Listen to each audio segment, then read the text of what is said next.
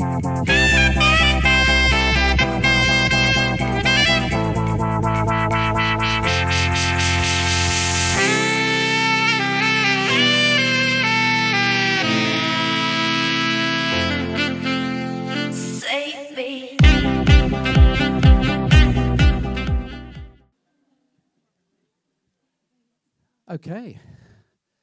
Well, good morning, everybody. It's wonderful to see you all here, all on a comfortable seat, most of you.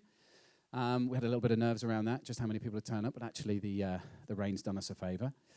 My name is Karl Knights. I'm the Chief Commercial Officer at reformerpilates.com. My main job today is to get out the way and let you hear from the experts that we've assembled at the front of this cinema for you. But before I do that, I do just want to take a moment or two just to give a bit of the backstory of how we all come to be in this room today. Our business, building Better Reformer Pilates Studios, I would describe that more as powering the future of Reformer Pilates Studios. We do that by providing the equipment, which hopefully you've had a chance to see next door. If not, please have a look after this session. And we're a new business. We started 6 months ago. And when we started, the first thing that we did was survey your community. So we surveyed studio owners all over the world and got a very good response. And as a result of those questions, which cited certain challenges, opportunities, that's really what drove this event today. One of the questions that we asked was, what would you like to see more from a company like us? And the overwhelming response there, 63%, was access to more education to help grow my business. So hopefully we're able to deliver on that today. There's education in the experts we have up the front here. But I also hope you've had an opportunity to network and gain education and insight and support from some of the other people that are doing exactly what you're doing. So that's mostly it from the introduction part. Just to let you know, we will be running all the way through this agenda. So we have this panel, we have a 15-minute presentation, and then another panel. We'll be running all the way through around an hour and 40 minutes, so roughly the same length as a feature film in a cinema. And but if you need to take a comfort break, please do so.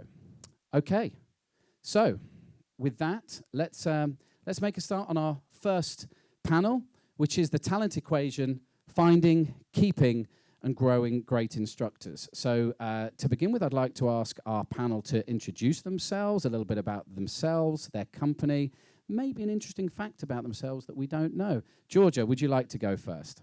Yeah, so my name's Georgia Testa. I am the founder of Studio 281.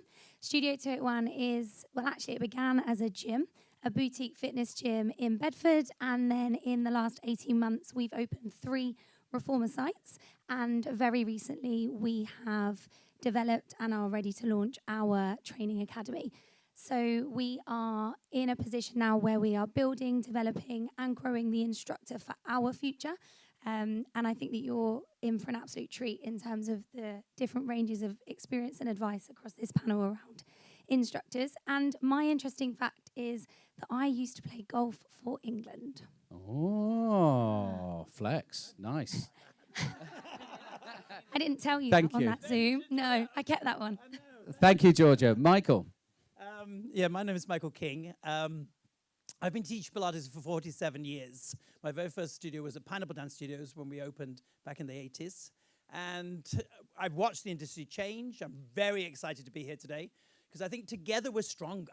You know, people think you get your studio and there's competition and all of that, but as an industry, coming together on events like this makes us stronger.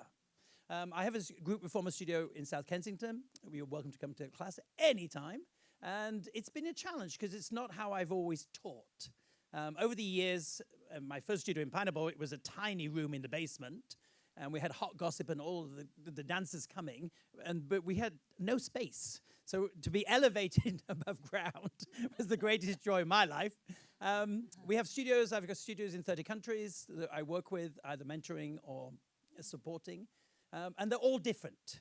I think that's the key thing is every Pilates studio I've been to, sometimes I try and disguise myself with a turban and go in and say, I'm thinking about starting Pilates. Every studio is different, and it should be. You know, this is not McDonald's. This is not one cookie cutter, as it were. But of course, your key thing is your teachers. You know, you're only as good as your teachers. You can buy the most expensive machines on the planet, but at the end of the day, retention is your teachers. So that's my passion, is to educate and create good teaching out there. Thank you, Michael. I don't know, interesting fact, you ruined it now. I think Pineapple Studios in the 80s. I think, we're not impressed with that? Well, I was going to say, okay, one of these is true. One is I flew Concorde, or second, I had sex in Buckingham Palace. So you'll have to let me know which one you believe is true.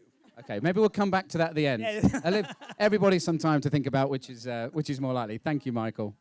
Elle. Well, that thought's just put me right off my track. So my name is Elle Keeley. I am the founder of MO Pilates. It's a multi-studio brand based out in the southwest, near Bristol, in fact, and also Move Union, which is a teacher training academy with Asia Forster, who's right at the front seat as well. Give us a wave. I've been in the industry for about 25 years. I didn't start out in Pilates. I started out as a dancer, a bit like you, Michael. I was hanging out in Pineapple for a long time. And then sort of segued into fitness. So I'm a professional studio owner. I am an instructor. I've been teaching for exactly the same amount of time as I've been owning studios.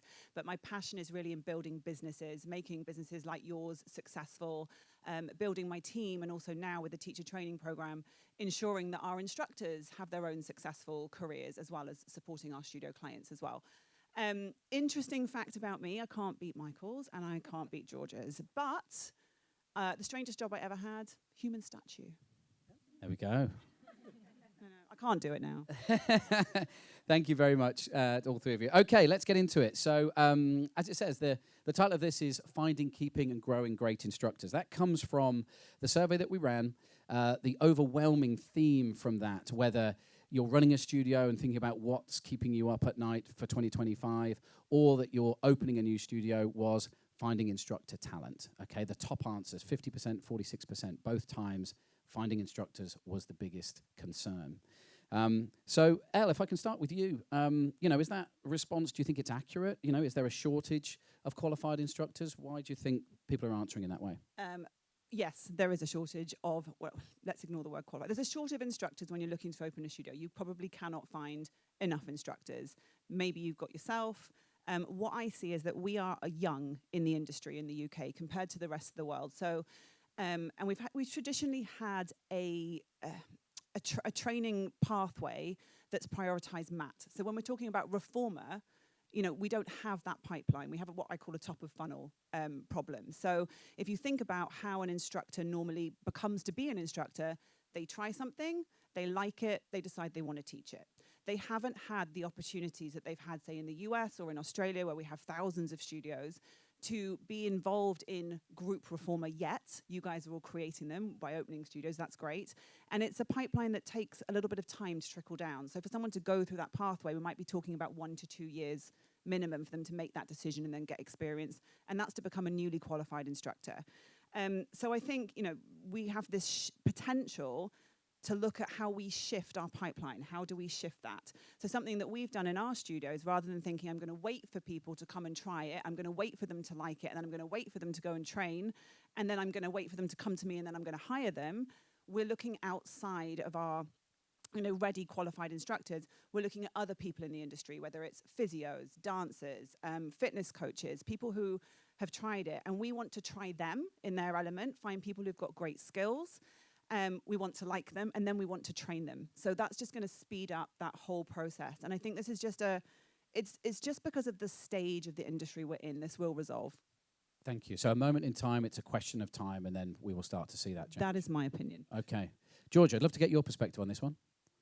So, yeah, I think we've opened 3 sites in a very short space of time, so 18 months since we first launched our first one in our Bedford studio.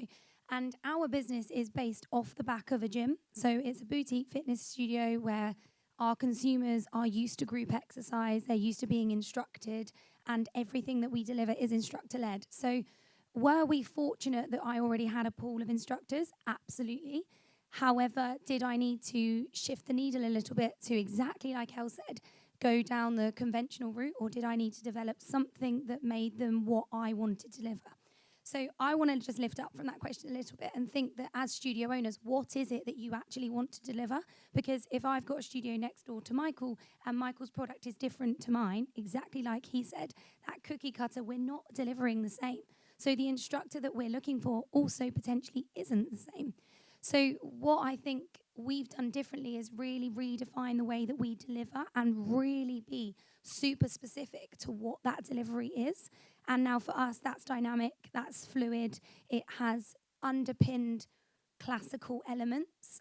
And I'm really passionate about people having an entry perspective. And Elle and I were talking about this in the reception just before we came through. And that's not for everybody. Some studio owners in here potentially may have people that are really good instructors and don't have level 3 mat. I don't like that purely just because that's my entry, but that doesn't mean it's right or wrong. And that's where we're at. There is a shortage of instructors. So as a studio owner, what are you doing to find your route for your future?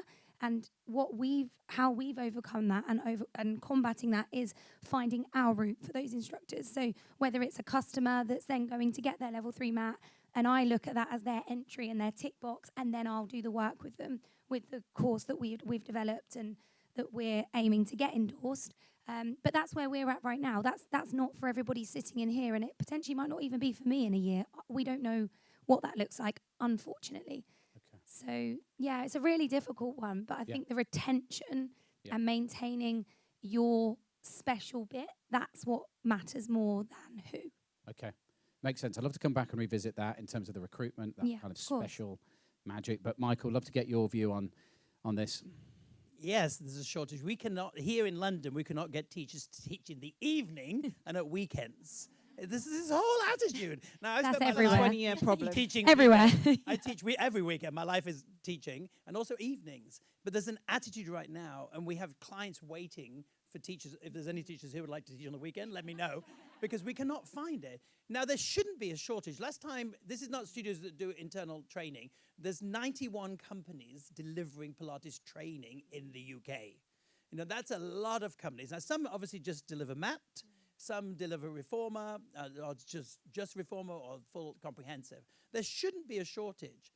And but I think the demand has, a bit like when mat work took off in the late 90s, suddenly there was, it was different back then because most people coming to us to teach Pilates were from fitness.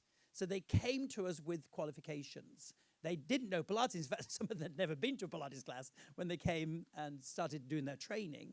It's different now because we have a lot of clients. Our biggest client base is people doing career changes. People have been working at other jobs. They've been going to Pilates. We call them generational because they come to us because their teacher trained with us back in the 90s. So that's a good avenue. But I think people that want to take on the job of teaching is very few and far between. And third space, and people call us every week looking for teachers. So it is a huge problem. My thing is really, what does a teacher need to know to start teaching? Because, you know, where do you start? Because I came from an apprenticeship system. I worked with Alan Herdman. We had to watch for 200 hours, which was torture, but we realized afterwards how good it was. But then we worked alongside him. So it was more of an apprenticeship rather than a course. I think sometimes with the courses, they're very short, so you can't get a lot of information. So again, people call me saying, I've done my qualification, I've got my level 3, but I don't feel ready to teach. So that could be sometimes a confidence issue, or it could be just they don't know enough to walk in and handle a group. But I think, like with mat work, the demand is there. You know, I'm very excited by the reformer member of our family, the group Reformer Studio, joining, because it's opened a whole new world, new clients, younger clients, you know, coming, not the typical Pilates clients that had problems. You know, so I think there is a big demand. But my question is always, what do they need to know to start?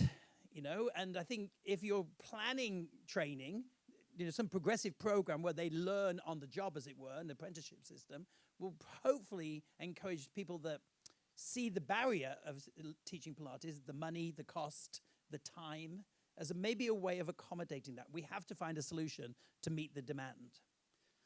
That's kind of a perfect, my next question was, you know, how much are we getting in our own way with that, Michael? I mean, I'd love to get your perspective of, you just touched on it there in terms of there's cost, there's time. How do we make it more fluid so that this isn't a problem? What would you change? I think it's you have to recognize the style of Pilates, the type of clients you've got coming to you. And if you've got a younger group of client base that don't have the knee problems, the shoulder problems, the neck problems that we get after the age of 30, then I think that's a different teacher you need for that. We've gone with the Australian system. I work with EMD, which is the governing body in the UK for group exercise. In Australia, they class teachers as fitness teachers, fitness Pilates, or method Pilates teacher. So a method Pilates teacher is somebody that is able or equipped to take any client walking through that door, whatever the problem. You know, also it's a style of teaching as well. And there's days absolutely when I teach class, because I can't get anyone to teach for me, when I'm a fitness teacher, when I'm just moving people. But then I know when I'm a method teacher because I'm dealing with people with spine problems, with conditions. And I think here in South Kensington, we fill one-to-ones in between the classes. But then there's only some of my teachers that I feel are equipped to handle the referrals from physios. So I think it's down to your client base and who your clients are. I think, you know, there are so many layers of Pilates. You know, there's what we call the healthy, well, I haven't met that person yet, the healthy client, you know, usually coming in with something. But then there's people definitely that need more one-to-one, and you need more information as a teacher. I cannot give you that in a day or a short course. But ongoing, going back to the ongoing apprenticeship system, if you have studios and you can deliver that ongoing support, that mentorship to your teachers, fantastic, because you've got the place where they can come and work alongside of you. But if you're doing face-to-face courses where they pop in and leave and never see you again, that's difficult because that teacher leaves not knowing what you'd like them to know because they've not done enough training yet. We have to be realistic. I mean, we are a business. And we need to make money, but we also need to work on the retention. The retention, as I said, is your teachers. You know, you can buy the most expensive machines, but it's the clients forget that quite quickly, and they go with the teacher. Yeah. Thank you, Mike. Did that answer it? I felt I rambled a bit then. Yeah, no, I think... ask the audience. There's a few nods. We'll take I like that. it when you nod. Please nod. We'll take that. When you agree with us, please nod, because then we know that's going in. Elle, if I can come to you next on that same point, you know, in terms of, you know, the barriers to entry, right? I mean, what's your view of that?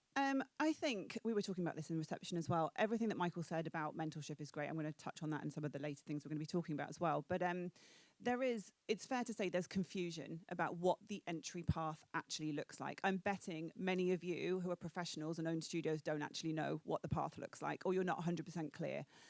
Imagine how confused someone is who's thinking about making a career change when they start Googling it. They literally do not know what steps to take. They don't know what's needed, and they don't know what the outcome is of making a certain choice. You know, should I take this course? Should I take a level 3? What happens? Do I need fully comprehensive? What's contemporary? Like, they have all these questions, and, you know, the marketer in me, a confused mind doesn't buy. So they're just going to give up, or they're going to do exactly what Michael said. And I think this is the way that we get most of our clients is they ask the person that they have gone to class with or trained with how they did it, and they follow their mentor. And that's not a bad way to do it. But I think that unfortunately we have this huge problem in that it's very difficult for somebody to make a decision to invest in this. That's just a very basic level. What can we do about it as studio owners? Again, we need to know what our requirements are for our studio. We need to have a clear pathway. We need to be able to communicate that to people and make sure that we're creating those opportunities within your studio to offer people, a step into the industry. Great, thank you very much, Al. And Georgia, if I can come to you with a slightly different question, but same theme. I mean, we've kind of touched on here. We've used the words qualified, certified, competent. You were talking before about, you know, how, you know, you're creating the pathways or creating the way that your product is delivered. What's your sense of the kind of requirements before you even consider them as a potential hire or potential recruit? What's the kind of first level that you look for? Yeah, so the way that we're looking at things within our business is kind of a mix of everything that we've just spoken about. So level 3 map for us gives them a tick box purely for their insurance. And the way that we look at things is that your magic circle, your ball, and your reformer are all accessories to the form of Pilates. So if we can give them that mentorship and the support and the knowledge and the nurture, and I really want to go there, the nurture, I think that you know, we get a lot of clients that then want to be trainers, or PTs that then want to be trainers, and they've consumed our product and our method and the way that we deliver that class, and then they're like, how do I do it? So our way is level 3, and then you would come with us and consume our CPD practice, and then we help you beyond that. So again, it's tick boxes and beyond, because like Michael said, I'm sure we've all done it. We've taught 10, 15 classes, or we've practiced that piece of paper that you've got to do for your exam. And then what after that? Like all of a sudden you walk into your first cover class, and you've got someone with a knee injury, you've got a pregnant person, you've got someone who's just come out of surgery, and you're like, well, that doesn't match the exam that I did. So then what we do now, and we're very fortunate because of the multiple sites that we have, is we then buddy them up with a trainer, and they do get that almost like apprenticeship experience. So they'll start by just teaching a warm-up, then they'll do a little bit more, and it is so time-consuming from a business perspective. But if you're not investing that time and energy into your instructors, then your product's going to get diluted. And I think as a business owner and someone who is a business owner and really passionate about the product, which is where I sit, I want every single one of my team to know that like the back of their hand. They need to know, you know, what the magic is, what the product is, and really nurture those up and coming instructors, because they are your business. You know, you have to lead by example as well. So the way that you practice and the way you deliver should be like, they should be coming in and watching you. If you teach, they should be coming in and watching you as like a wow product. And I love doing that. I think that's still where my dancer background, my PT background comes in hand so much, because if you can showcase your product to the best of your ability, then that you're setting the standards high. And if we're just going, oh, go and watch that person and let me know how you get on, that's great. But what's the outcome for that new sponge? Because that's what they are. They're the next part of your jigsaw to be able to grow, to be able to have a night off in Michael's case, or to be able to do whatever. But we all know, don't we, that, you know, we've all got cues out the door for the need of more. So the only way we're going to be able to deliver more is to have more to be able to deliver. Okay. Thank you, Georgia. No some points there, we want to kind of revisit. But Michael, just to try and kind of wrap up on this topic, and I want to get into recruitment and investment and retention, etc. In terms of the, you know, certification, qualification, what is your kind of, from your experience, what is needed before somebody starts on this journey? Well, I always had to come back and say, you know, the reformer was invented to teach you to do mat work better. Yeah. It wasn't invented to make the mat work harder. So if a teacher knows the mat work, they've got an understanding about what they're doing on the reformer. Now, at our studio, we take teachers from any training school, but then we have a system that we teach that we want to be taught in the studio, which I think is very important. So it doesn't matter where they've learnt, and we've got a mixture of teachers that don't know mat and teachers that do know mat. But the goal is to, as I say, we monthly workshops, we educate them. So, you know, educate on an ongoing basis. But I think it's difficult because it's a bit like a plumber. When you need one, you'll take anyone. But then keeping that plumber long term, you have to turn them into understanding what you would like in your studio. And that has to come from the persons whose studio it is. I remember there was a studio in Latvia. They called me in because she'd hired the best teachers from Polestar, from everywhere, Bassi and everything. And they were arguing with each other over the clients about when to breathe in, when to breathe out. And I'm like, oh, for God's sake. I said, it really doesn't matter who you train with. I said, as a studio owner, you have to say what you want taught in that studio. There has to be consistency. Client experience for me is an obsession. You know, I want clients forever coming to me forever. And so you have to, you know, again, play that looking after them, but making sure they get what they're expecting. And expectations these days, especially with dynamic classes, is quite full on. You know, I love dynamic movement, but I like technique as well. So give me good technique and you can do dynamic. Give me bad technique and it's messy, you know. And so we push that. Well, I'll stop there. I'm off on one. No, that's great. Thank you. There's a whole other world. There's a whole other world. I appreciate that. We will move along on the and I want to start now to kind of think about some of the practical things that, you know, everybody here can start to take, and start with kind of looking at recruitment, right? So would love to know from each of you really, what's worked best for you in finding high quality instructors, and where are the pitfalls? Elle, do you want to? Yeah, so I'm going to fess up, just like Michael said, right? When I started my first studio, I was that desperate person. So if you wanted to work at my studio, all you had to do was email me and be like, I've done a course, and I'd be like, you're hired. Great. Because that was just the reality of it. Now, I was very lucky that everyone that came to me had done great training. They were actually really experienced instructors. Some of them were not a great fit for my studio, and they didn't last with us, and I wish I'd made that decision sooner. But, you know, that was just the state at the time. That's not a sustainable business practice. So we had huge discrepancy in styles, in quality, in client expectations. You'll also build, if you just hire and you don't have any kind of internal standards training that are unique to your studio, what you're going to build as owners is rock star instructors, which sounds great, but actually isn't. Because what happens is when you have a rock star instructor who's doing their own thing their own way, and they decide to leave or open a studio next to you, which is going to happen to all of you, they're going to take all those clients with them. If you've got a consistent class experience that's delivered by all of your instructors, it's easier to subclasses. It's easier to replace an instructor if they have a baby or move away or whatever it is. We have a very mobile workforce. So it's beneficial to everybody to have those kind of standards of training. And I think that's why we started Move Union, came out of that need for me to have a team that was trained in a way that worked for my studio. And again, we had a lot of fully comprehensive instructors who were great Pilates, method Pilates teachers, but they were not confident standing in front of a room with multiple reformers. They weren't comfortable with it. They didn't have the skills that they needed. And so I know what I need for my studio. I need someone who's strong in group dynamic reformer. I need them to be confident in larger classes. I need them to be safe, risk aware. I need them to be able to take care of people. I don't need everybody to be a specialist. I just need a handful of people that I can then direct those clients to. Like Michael said, you have few people in your team. So that's why we created our training. So now I know if someone's done my training, much like George's, I know they've got a foundation, but that's not the end. We have class formats that we don't cover in our training because they're unique to my studio. Our trainings are very sort of traditional, standard Pilates training.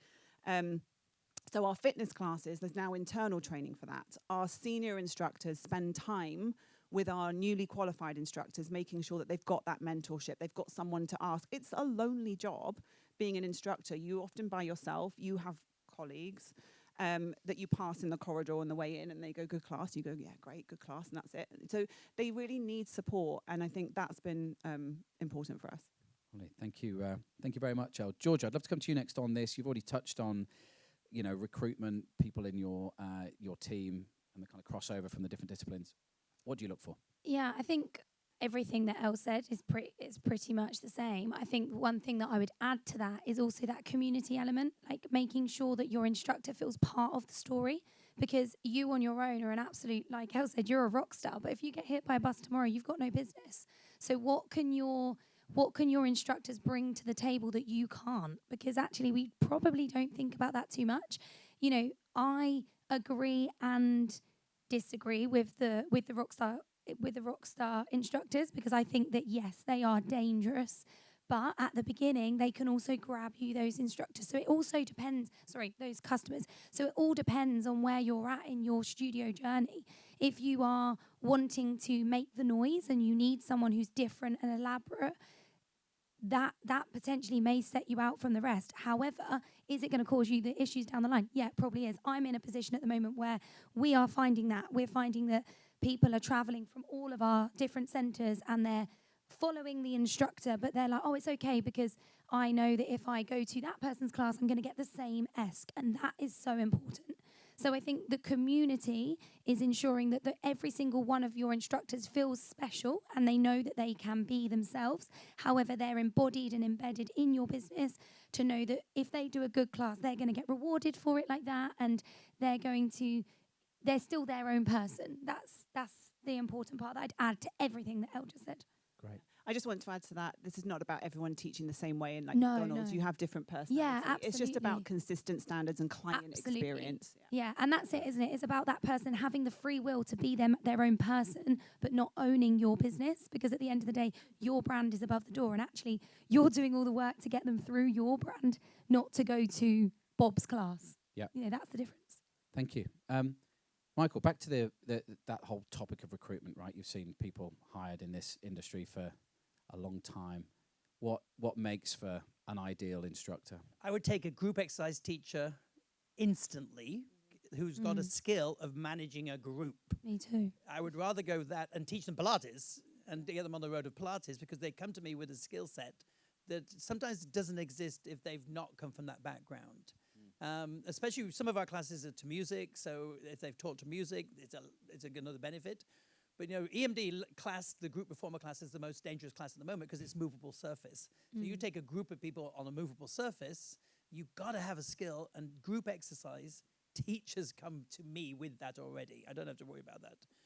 The reality is that your rock stars will always open their own studios. They will always. We've had one recently left and opened her studio in North London. It's great. I mean, she was very popular.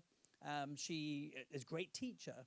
And so it's just a bit like having children leaving home. If you've got good teachers, they're going to leave you eventually. You just have that plan B. You just need to make sure you've always got that background, ongoing training, who's going to replace them. And it's nothing to sometimes even to do with money. We feel they get paid really well, but it's that desire inside. If they really are a good teacher, they want their own environment. They want to control that. And that's just, unfortunately, the reality of it. We've got teachers from every background, but again, you come to Pilates with different experiences. So coming as a physio, coming as an osteopath, coming as a dancer, you bring that skill in, whatever that is. Your personality, 100%. We've got a new teacher who's very quiet. We're trying to get the voice louder. Sometimes that personality is really important as well, because it doesn't matter how good they are, the knowledge base, if they can't handle that group environment. Thank you so much. The next kind of topic is around kind of onboarding and retention of staff specifically, right? And I'm going to kind of mix those two together in the interest of time. And I think we've already touched on, certain aspects of this in terms of, what that looks like in terms of injecting, the product that you will provide. But anything, again, something that everybody can kind of take away in terms of onboarding, right? You've just rebranded Elle, so is there anything specific within that? What does it look like? Maybe just very quickly on this one, just in terms of what does the onboarding plan look like for your team? Yeah, sure. Super quick. So I think historically onboarding has been like, here's the keys, how you work the music, and don't forget to lock the door, right? And that was it. We have a very specific onboarding structure that every instructor, whether they're freelance or whether they're employed, goes through before they teach. So they know absolutely everything. It's automated, it is systemized. There are videos, there are handouts. They have we check in and make sure they've done it. It's everything from how do you deal with that new client who's 10 minutes late to the first class and now wants to be let in, right? We have verbiage for that, to how the equipment is meant to be left, to the cleaning protocols, to how we pay them. So when they come to work for us, no matter how they're working for us, they go through, everything is very organized for them. And it's actually something that our instructors comment on, is how we are different to other studios. It's very professional. It's very easy for them to feel part of the community. It also includes things like our mission, our vision, our values, and who we are and why we do things the way that we do, because we want them to buy into that and be a part of our community.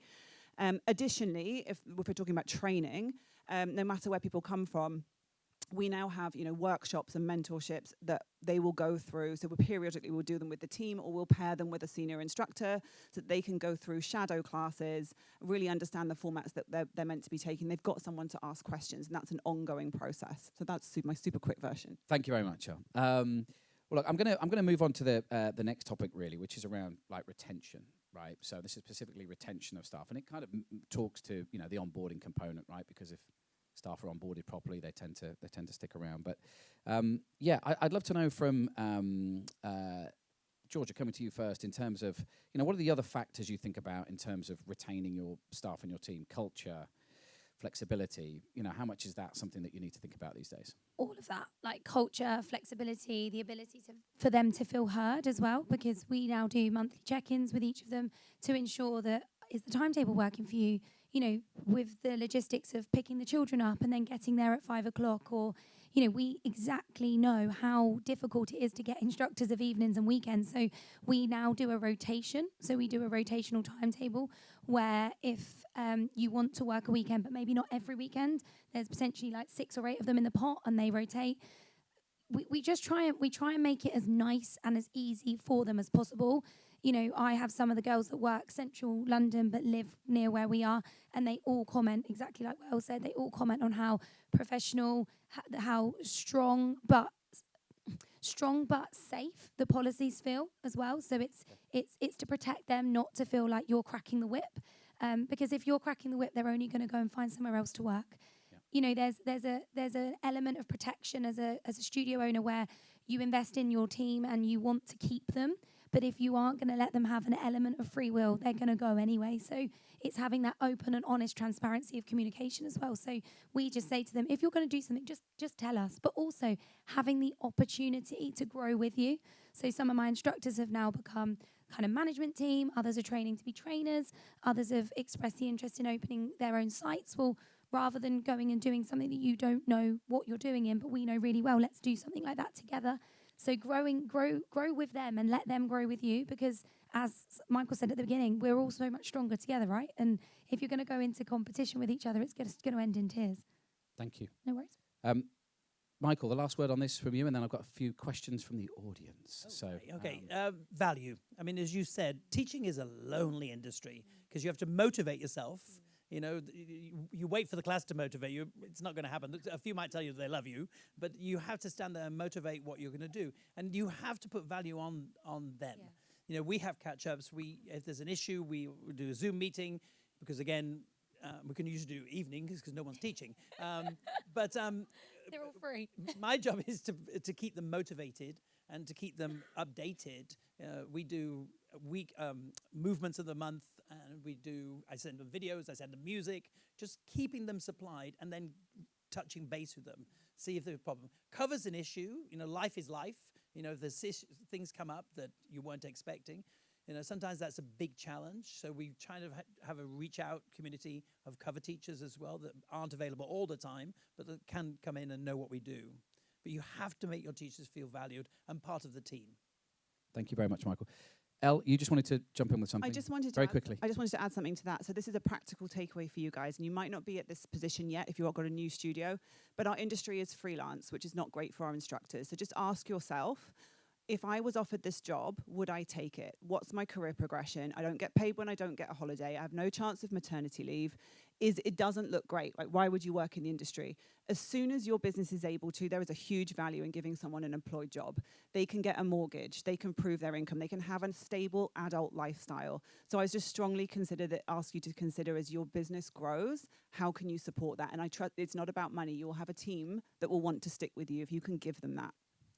Thank you very much. Can I add one thing? It's really seconds, quick, go. I promise, yeah. And adding to the cover issue, give your instructors enough so that they don't need to go and search somewhere else. So exactly the same, it is freelance, but you know, if you can give your instructor a decent chunk of work so that they don't have to go and run 20 minutes down the road to go and do a lunchtime class just so they can pay their mortgage, they're going to want to work with you and they're going to say yes to that cover. Thank you. Thank you very much. Now, time is crashing on. So, any questions from the audience? I do have some kind of pre-prepared here, but if anybody has something burning, they want to raise their hand, have a little think. Oh, I can see one there. Yes, if you could say your question, and then I'll repeat it. No, it's okay. I'll be able to hear. So in terms of buddying up, Georgia, do you pay your team to buddy up and for mentorship, or is it all on them to do it in the free time? Okay, so the question, in case anybody heard, it's around buddying and paying people to actually be mentors in buddying up, essentially. Yeah. So our instructor buddy system is that the newbie is then open to attending the mentors sessions. So I wouldn't say that the mentor is paid as a mentor. It's more that they're being paid as they would do anyway. Oh, sorry, the buddies or the buddies. Oh, sorry. Sorry, right. So during the buddy period, are they paid? I'm with you. So it's from the learner's perspective as such, yeah. So we offer them the opportunity to attend classes free of charge, which obviously helps them massively. So they come in, they get that bed for free, and then they're able to take the class, take the information from the class, and learn from that mentor. If they were teaching a percentage of the class, then absolutely cover for their time. Yeah, we would, because also you're asking them to grow. So why would you not reward them for that? And again, come back to every point that we've kind of made about that retention. They're going to feel valued, and if they're then feeling valued, they're going to give you more than if you're just like, that's on you. But we don't limit that either. So we would limit the amount of time that we spend investing in that process. But if there's someone who's like, I need to do 2 weeks intense, we would just open the doors to the studio for them and say, right, in this 2 week period, you can go to as many of those sessions as you want, watch as many people, ask as many questions as needed. So yeah, just try and be as open to that as possible. Michael. So on the point of pay scale, in some of our studios we have different levels of teachers. So we've got the senior instructor, and along with that is the responsibility of budding or mentoring.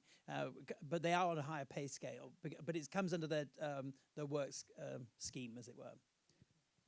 Thank you. One question I want to pose to the panel here is one we took before. And the question is, how can we have successful businesses without being an instructor? The reason I picked this out is because, again, in our survey, the second biggest concern was work-life balance. And we picked a lot of feedback in that survey in terms of never being able to switch off 24/7. Clearly, stress and anxiety is present. But yes, that specific question, how can we have successful businesses without being an instructor? George, you've already answered this in some way because you say you've got to, right? You've got to lean in, you've got to be the instructor, you've got to show. Yeah, my opinion on this is probably not very popular, but I truly believe that to have something that you're unable to obtain, you need to work in a way that is not really obtainable for a long period of time. So I met someone in the foyer who, where's that? Where's she? Who's that person? Don't know. Yeah, she's hiding. But she's got a 6-month baby and got a brand new business and 4 children, and is managing to absolutely smash it. That's not work-life balance. That's going for it and taking that opportunity. So I believe work-life balance comes once you've done the work. And I think that, yes, the stress, the anxiety, the sleepless nights, that's all part of parcel. If you want the work-life balance, set those boundaries and be true and strong to that. However, if you want something that your next door neighbour or the studio down the road that's going on holiday every weekend has got, you're going to have a stronger product. So I don't think in this industry it's a very popular one, but I do truly believe that you've got to work in a way that isn't going to have that level of balance. Sorry, I know that's probably not what people wanted to hear. We want honest, raw answers here. Elle. Yeah, I wanted to add to that. I think it's true that at the beginning, there's definitely a 12-month period where you are in the weeds and you just have to schedule that in and make it work. However, as somebody, I am an instructor, but as somebody whose goal is not to teach, I still take the weekend and evening classes sometimes, Michael. As my goal is not to, it is doable. I wanted to say it's very doable. The first person you want to hire is a really competent studio and sales manager.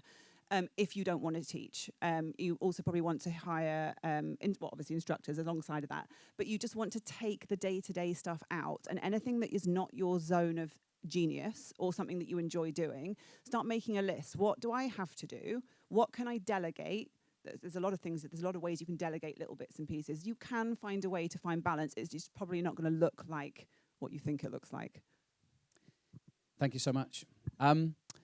I can't see any other hands raised, and we are actually up to time. So I'd like to just finish this panel now by asking each of you just one final piece of advice, takeaway, insight, anything that you'd like to share with the audience. And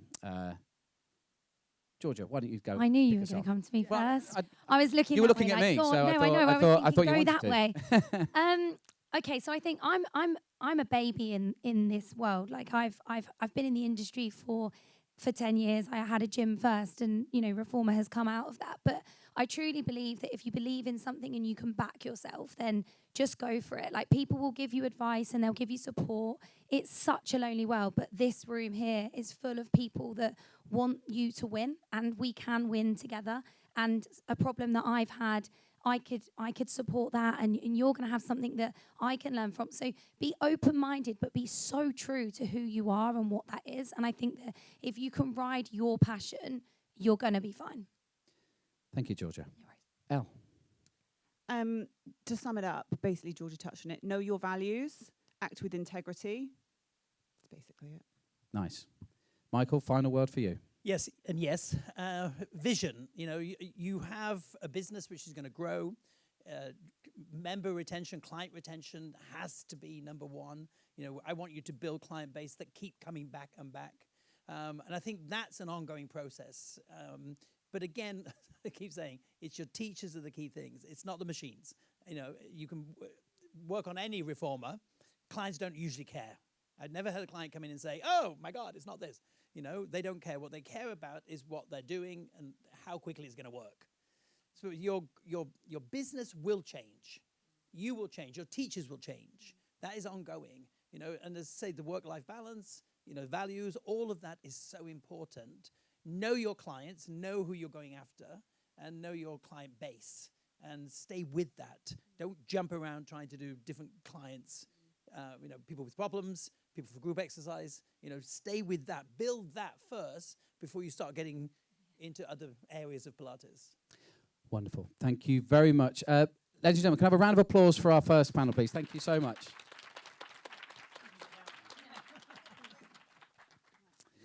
Okay. As our panelists, yeah, that's an excellent exit stage left. Well done. Next, I'd like to invite Sam Crawford up to the stage. So please welcome Sam. Sam is an award-winning Squarespace web designer with over 5 years of experience and a portfolio featuring more than 500 custom websites. So whether in the US, UK, or anywhere in the world, Sam is ready to elevate your business with a stunning website. So over the next 15 minutes, he's going to share some vital perspectives of what you can do to improve your digital real estate. Please welcome Sam. Round of applause.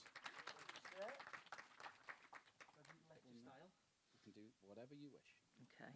Hello, everybody. Good morning. I was going to walk them down the stage, but I'm not going to trip up over those chairs. So let's move this on. We talked about bringing in talent. What I want to talk about is bringing in clients and keeping clients. So I am a web design expert, and I'm going to talk about creating a Reformer Pilates website that actually increases your revenue. So here's what we'll cover. First, quick intro to me, why most Reformer Pilates websites suck, why your site is far more important than you actually think, what you can do to improve it, some quick fire tidbits you guys can use today, tomorrow, really quick and easy ways to improve your site, and then just a little bit on connecting with me at the end. So, who am I? My name is Sam Crawford. I'm an industry-leading web design expert with over 500 websites built, and I also built the reformerpilates.com website. Now, that's enough about me. The harsh truth, as I said, is most Reformer Pilates websites, they suck. Now, if yours is great, sorry, but when we were building the RP site, most of the sites that I came across, they were just crap. Like, it was a real afterthought, and this is something that I want to dig into a little bit here. So, why is it so prevalent in Reformer Pilates, and Pilates in general, to be fair, that the website is not even secondary, it's tertiary, or probably even lower than tertiary? So if we look through here, a lot of it comes down to you just don't know what you don't know. So if someone said to me, Sam, you're going to start a Reformer Pilates website studio, and you're going to start a Reformer Pilates studio, you need a bed, and it's probably good to wear socks. I'd go to DFS and look for beds, and I would like buy some woolly socks. I don't know what I don't know. I don't know that you need specialist equipment. And as a studio owner, why would you know anything about design? Why would you care about design? You just want a full studio, teach, and away you go. So that's my excuse for you. You don't know what you don't know, and that is fine. And this sort of becomes an industry standard and a norm, and it's accepted. As long as you have the studio and the studio looks great, well, it doesn't really matter about the website. And this leads to zero clarity.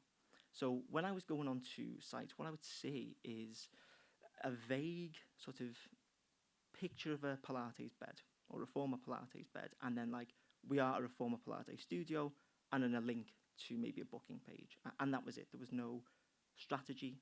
There was no user flow. There was nothing. For the most part, again, sorry if you've got an amazing site.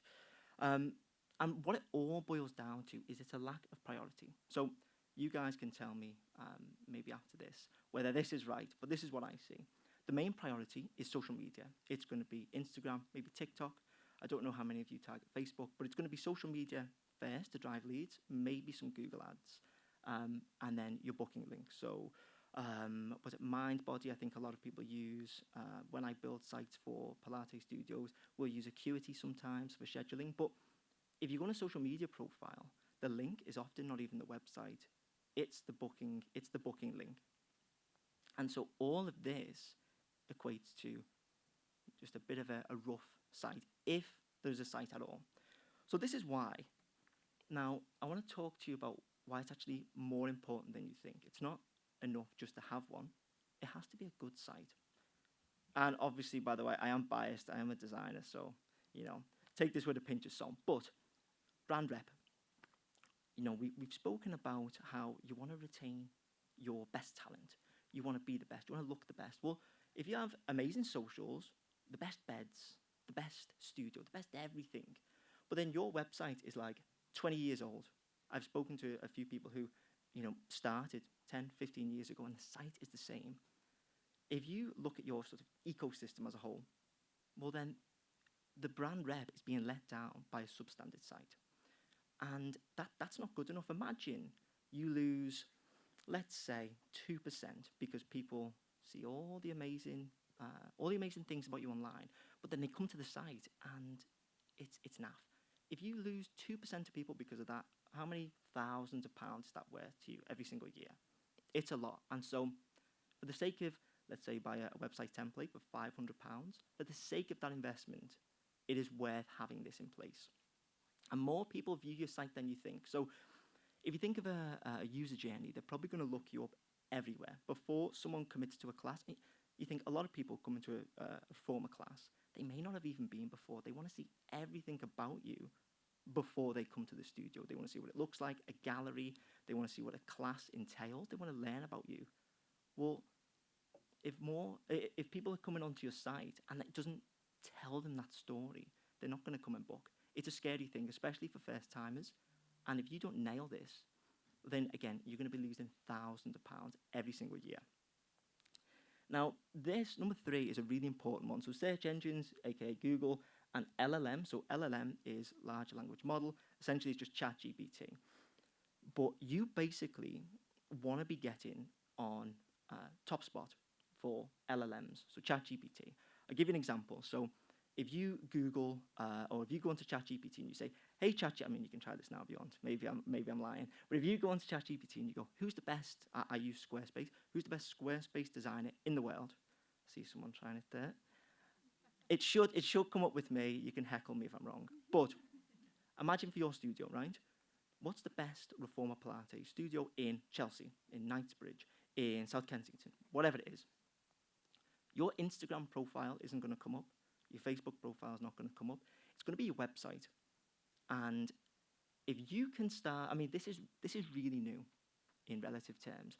If you can be the studio that comes up for these search queries, who's the best studio in, let's say, Knightsbridge, for groups, for one-to-one, whatever it is, then you are going to print so much money that you will fill out all of your classes. And I swear this is super new, so I would get into it now. But the reason I'm saying this is because you can't do this with social media. It has to be your website. Without a website, you don't rank here. And so even without thinking about anything else, just this is going to be integral for filling out all of your classes. Did anyone try it, by the way? Did that come up as number 1? Well, maybe I didn't then, sorry. Anyway, number 4 is your competition aren't doing it. As I said, most sites I came across, they were naff. So if you can be the one that stands out, that's taking the time, a little bit of time, a little bit of money, and made a really nice website, then you're already head and shoulders above probably every other competitor in your niche, in your area, whatever it may be. Now, here's what you can do. This is a slight pitch for me, but you don't have to do this. Invest in a pro. If you don't have the time, let's say you're booked up with, instructing all day, all night. I know not many people take evenings, but, all night. Then just invest in a pro. It doesn't have to be me. It doesn't even matter. But if you have, let's say, a spare 2K, 3K, just give all of your needs to a professional and say, hey, just do what you want. Because they're going to think of things like conversion rate optimization. I'm talking gobbledygook now, but conversion rate optimization, making sure people flow through the site to where you want them to go. They're going to be increasing bookings. There's search engine optimization. A pro will do all of this for you. So if you want to get rid of the headache, just invest. Now, we built the RP site. It could run you 20, 30K, or you can get a decent pro for like 2, 3K. So it depends how much you want. But, how much is a bed?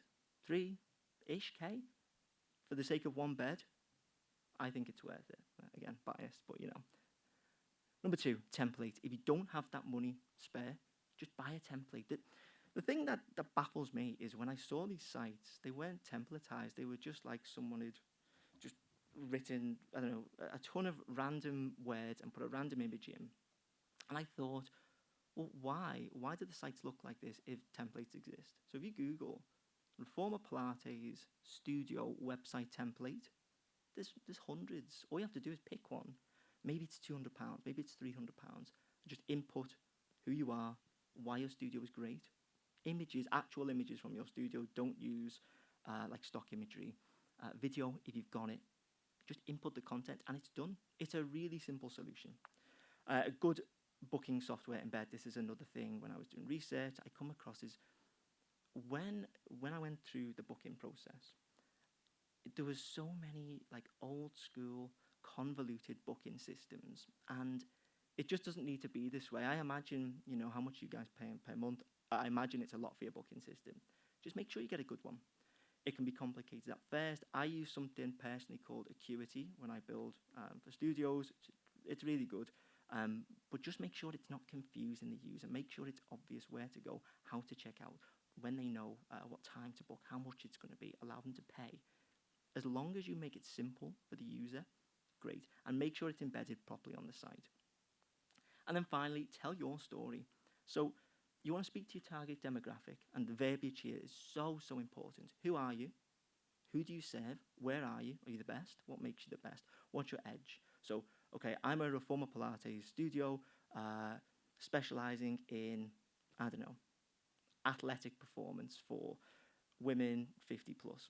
Whatever it is, make sure that you blow your own trumpet. Speak exactly to your target customer. And this isn't anything to do with web design. This is just marketing copy. It's so important to differentiate yourself and make sure people know why you're the best. And then some quick fire tidbits. So these are so random, but I've done these tips for like so many talks. People have told me the next day, oh shit, Sam, this really works. So if you want more conversions on your site, just round your buttons and make them a solid color, so a contrast. Let's say the background of your site is black, make it yellow. The buttons on reformerpilates.com, they're mostly yellow because they stand out. And I think, especially with the rounded buttons, it increased the likelihood of someone clicking it by, it was something ridiculous, like 20%. So if you do nothing else, if all of that just went in one ear, out the other, just round your buttons. That's all you've got to do. I swear to God, round them, make them a different color. You'll book more people into your classes, I promise. And then these two things here, so 3 and 4, allow someone to do the thing with one click and don't make them scroll past the hero section. Again, I'm speaking website jargon. So don't make them scroll past the hero section. The hero section is the top section when you land on a site. It's, imagine you come onto the reformerpilates.com website. If you've been on it yet, you'll see a studio directory, contact, and then I think there's another contact button in the top. But basically, most people are too lazy to scroll down. They won't go past that, whatever comes up in that window.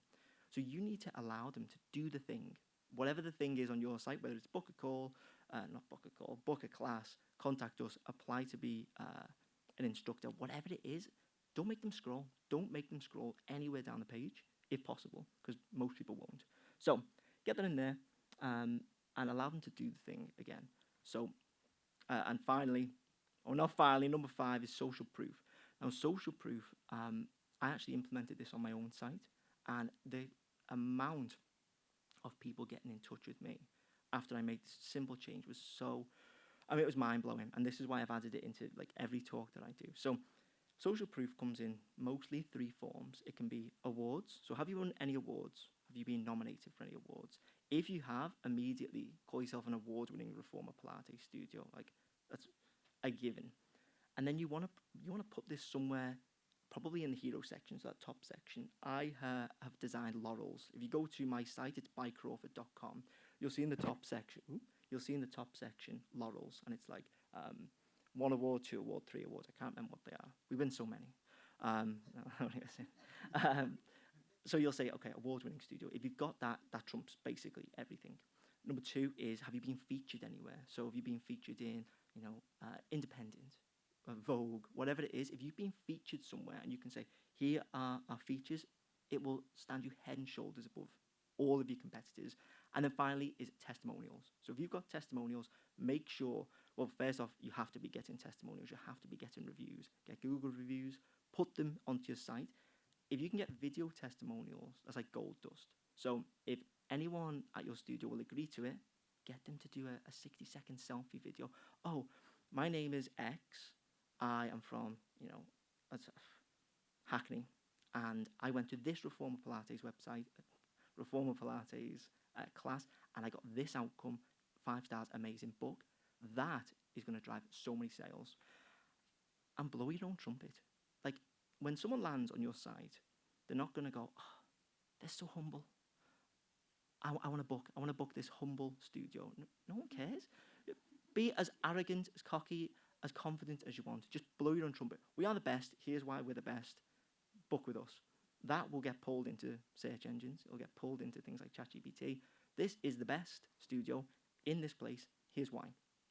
So important. Just, again, if you take nothing else, just be as arrogant as you want on your site. Now, if you want to connect with me, you can email me at sam@bycrawford.com. My site is bycrawford.com, and you can get me on Instagram and YouTube as well. If you want to chat to me about building your site, there's no hard sell, don't worry. But scan the QR code, that'll take you to my site. And if you want to get in touch, get in touch. Thank you, everyone. And if there's any questions, just come up to me after this. Cheers. Thank you, Sam. Round of applause. Thank you. Thank you, sir. All right. Okay, we're on to our second panel. So I can ask our panelists to come up to the front. Okay.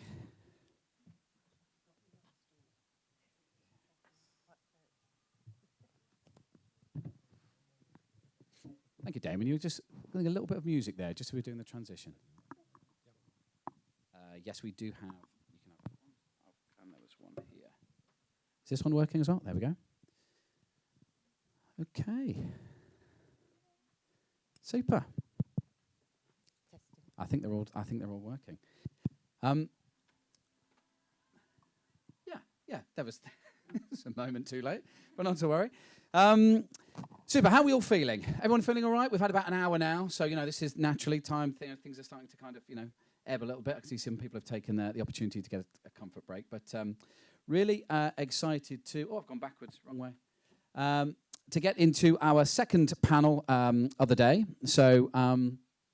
As it perhaps comes as no huge surprise when I'm referencing the survey we did at the start of the year, alongside the theme of finding and retaining instructors, naturally the biggest concern of 2025 was filling classes, okay?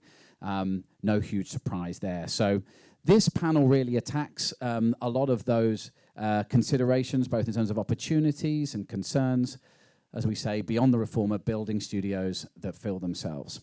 So, with that, I'd like everybody to introduce themselves again. So, name, company, and why don't we tell us something that we might not know about you. Wendy, let's start with you, and let's go this way down the line. You're going to start with me. Okay, so I'm Wendy Coulson. Sounds glamorous, business transformation coach.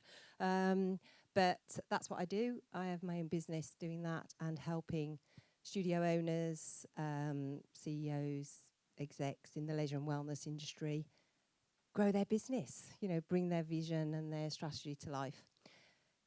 After 10 years in banking, I left there to teach classes.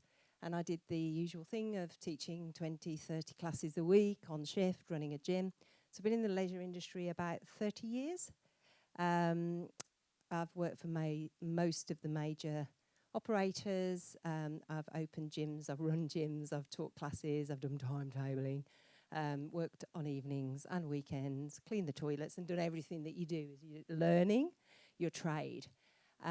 Really passionate about people and customer, and I guess over the years I've learnt lots. I've failed on a few things here and there, and I guess the highlight was spending 9 years working and immersing myself with Les Mills International, who basically do two things: create great content for class formats, not everybody's taste, but they do, and have done that for 50 years, 23 plus type of formats, and great educators of instructors.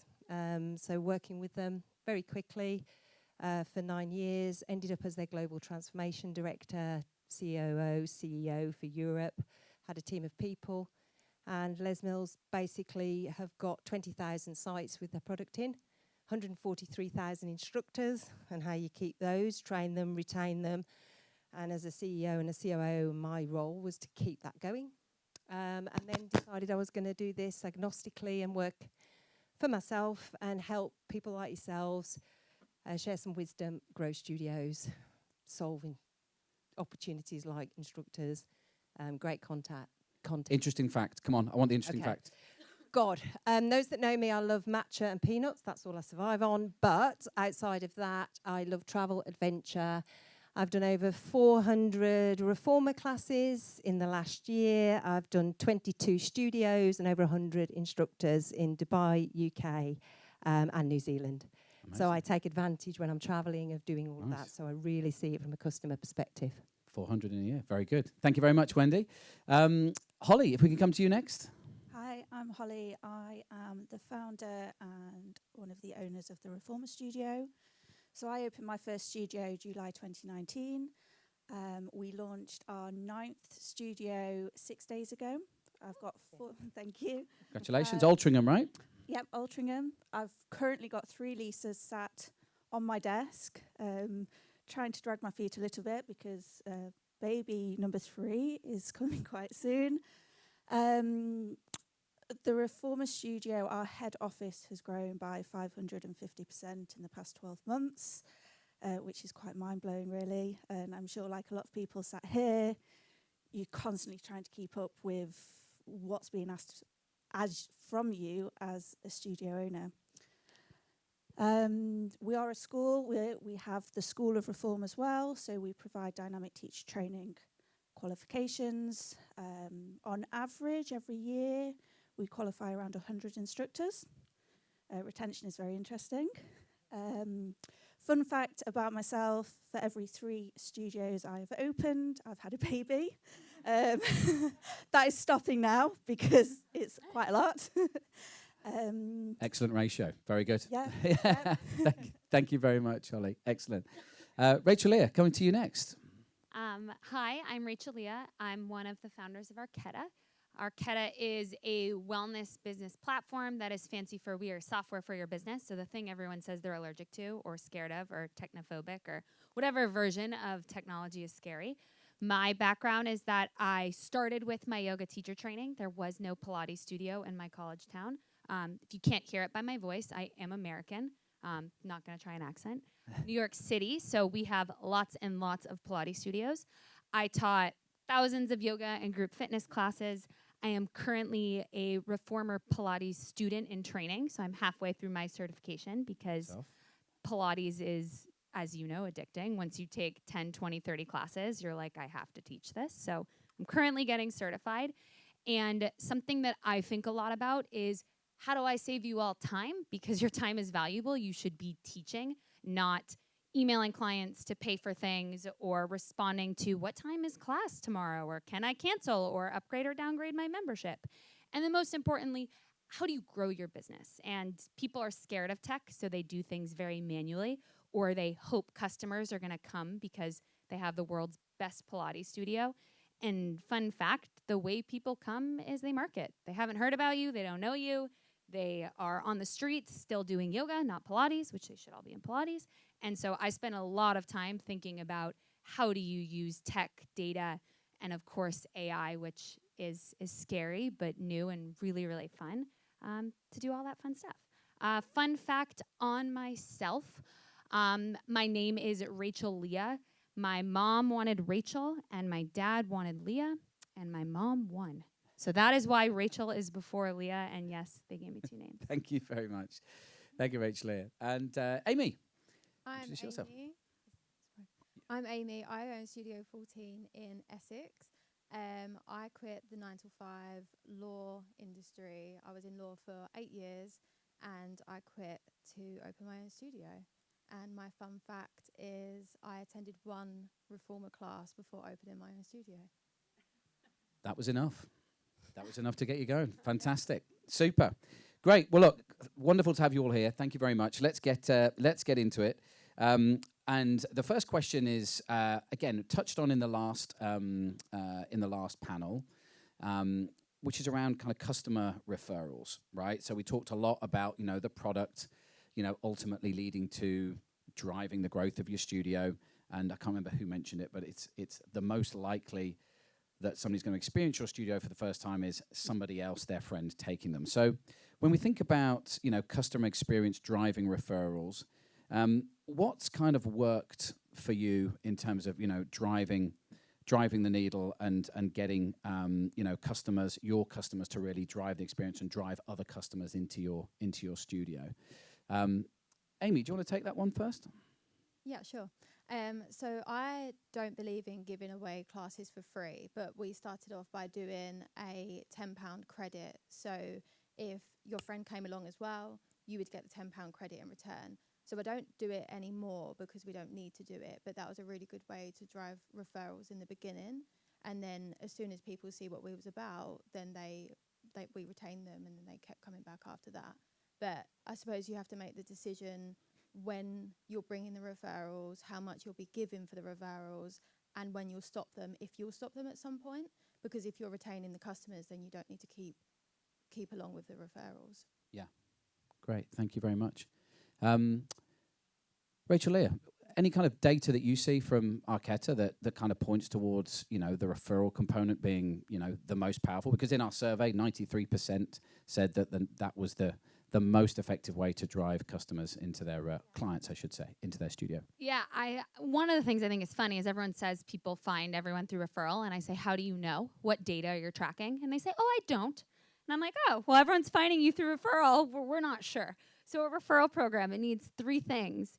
It needs to be trackable. You need to know if it's working, if people are actually referring. The second is it needs to be easy, meaning it needs to be very easy to refer. If you say, hey, you have to invite 2 friends, and then they have to do 7 reformer classes, and then you get $20 plus 3 and 2 credits, you can't understand it. And then the third is it has to be easy to refer. Telling somebody, hey, refer a friend, come to the front desk and do that whole process in person, nobody's going to share with their friends. And so we have data on that because we have an automated referral program where everybody has a link.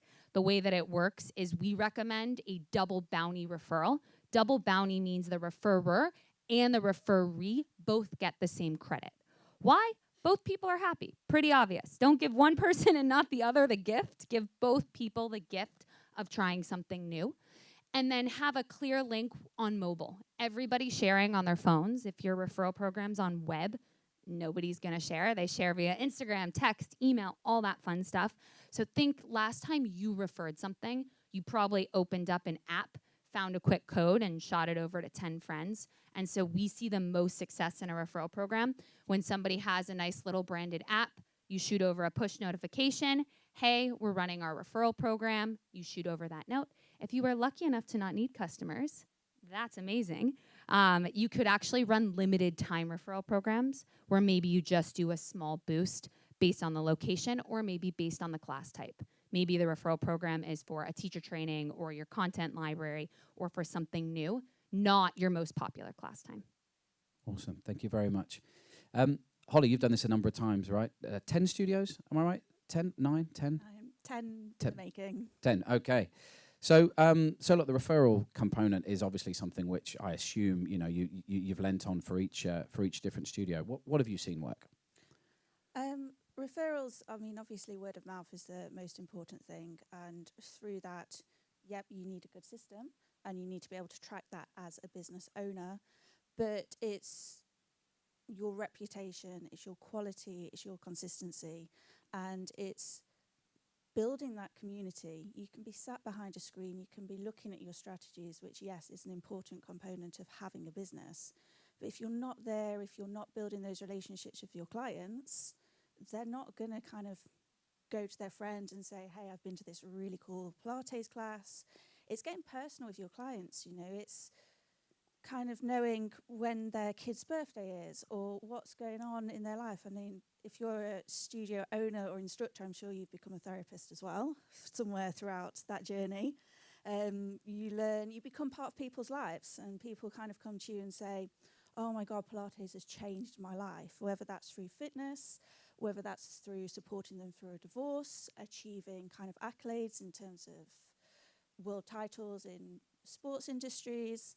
So it's really kind of underpinning who you are, having that consistency and being a person rather than sitting behind the screen and just, yeah, there's two sides, obviously. There's data, it's important, but it's just being you and authentic as well. Thank you very much. And kind of continuing on that point, Wendy, you know, but what have you seen in terms of, you know, the studios that you've been in, community events, instructor personality, studio design? What's really the key from your perspective in driving referrals? Yeah, I mean, I always think about referrals holistically, and they can be very transactional. Sometimes they are a process where you might say to your instructor, right, can you talk to all your participants and get them to refer? And I think it's more organic than that. I think the engagement, knowing your customers, your instructors being so bought in your culture, your concept, that they do it naturally. And then I'm in favour of rewarding after the event rather than going, get me 5 referrals and I'll give you this. If somebody's doing it naturally, I've seen that work better rather than carrot and stick. So nice frameworks around that. I think if you are going to put a process in place, you have to consider 4 things. People. So do your team understand what it is and why we're doing it and the benefit for them as an instructor, because the more people that come to their class, clearly more motivational for the instructor and inspirational. So people, process, what is this referral scheme? How does it work? Commercial. Love it. Don't believe in giving anything away for free. It's all about value. People will buy what they value. Of course, do promotions and discounts, but I think it's more about believing in the value and then technology. So there's 4 elements to any transformation of anything you choose to do. People, process, is it commercially viable, and technology. Super, thank you. Some 4 things. Hope you writing these down. But that's thank you, Wendy. I'm going to stick with you just for 1 second. We're going to kind of change direction a little bit now in terms of, you know, obviously getting the referral is right in one way, but some of those are going to be for specific individuals. And this kind of poses the question of timetabling, right? And really being able to kind of optimize attendance across the day. Yeah.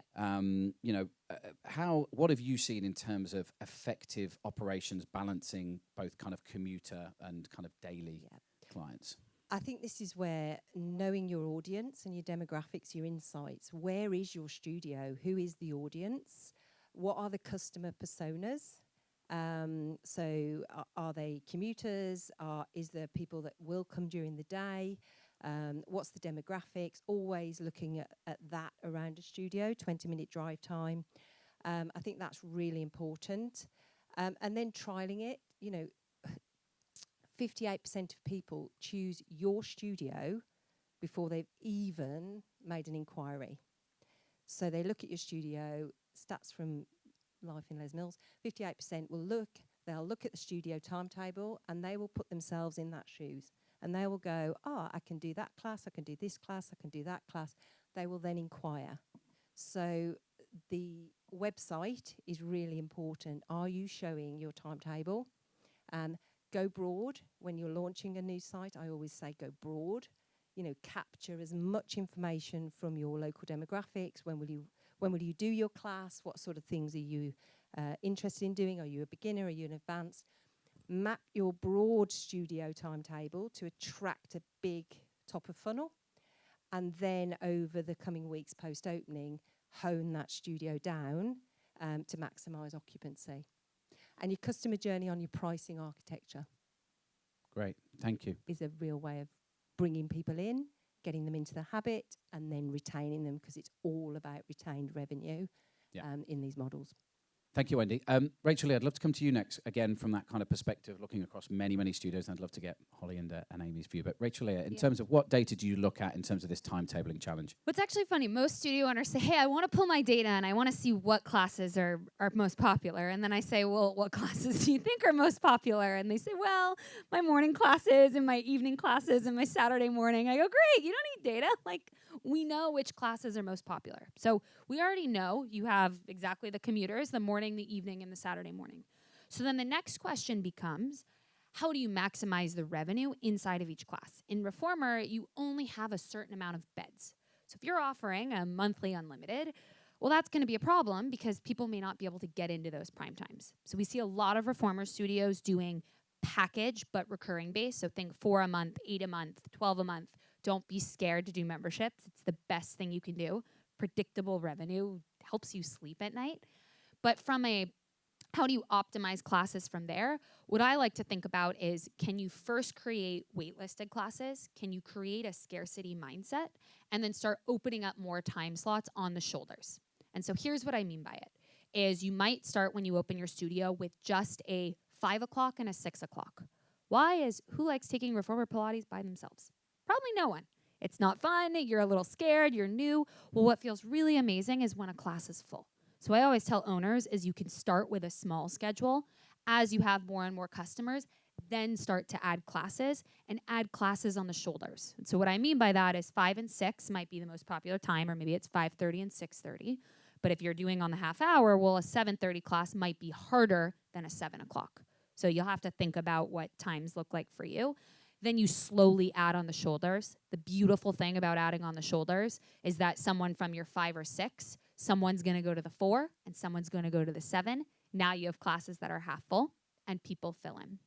And so when you think about that, that's important. The second thing you need to think about is, how am I going to optimize the space when class times aren't popular?